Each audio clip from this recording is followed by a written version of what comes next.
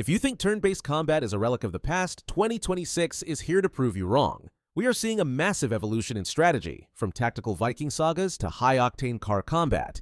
Let's dive into 10 turn-based titles you absolutely need to play right now. Continuing with Expedition 33, this game is a visual masterpiece that fixes the boring part of turn-based combat. You aren't just clicking menus, you're actively parrying and dodging in real time. It's high-stakes, reactive, and honestly looks more like a prestige action movie than a traditional RPG. You'll need sharp reflexes to survive this beautiful nightmare. Moving over to Metaphor ReFantazio, the Persona team has perfected the formula here. It brilliantly blends real-time hacking for weaker mobs with deep, tactical grid combat for the bosses. The archetype system gives you endless ways to customize your squad, all wrapped in some of the most stylish UI and jazz-infused fantasy vibes ever put on screen.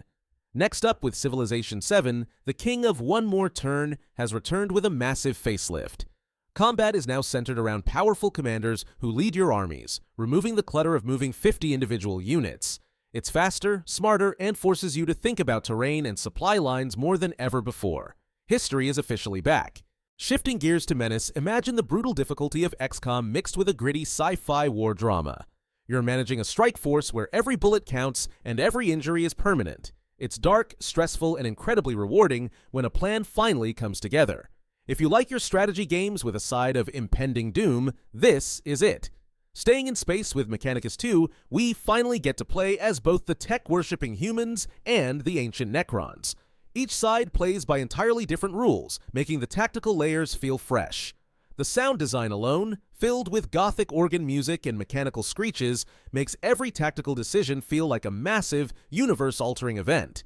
Carrying on with NORSE, this is a must-play for fans of Viking history. It isn't just about swinging axes, it's about using elevation and the environment to crush your enemies. You're building a legacy while fighting through a brutal, story-rich campaign where your tactical choices determine the survival of your entire clan.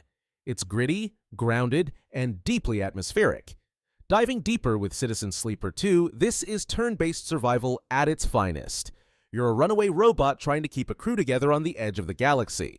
Combat here is a tense game of dice management, deciding where to risk your best rolls to keep your ship flying.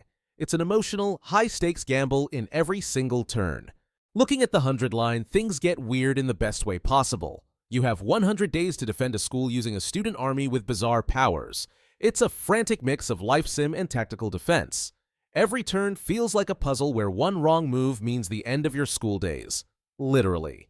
Bringing in the heavy hitters with FF7 Rebirth, the classic mode offers a perfect bridge for turn-based purists. By slowing time to a crawl, you can strategically command Cloud and the gang through massive cinematic abilities.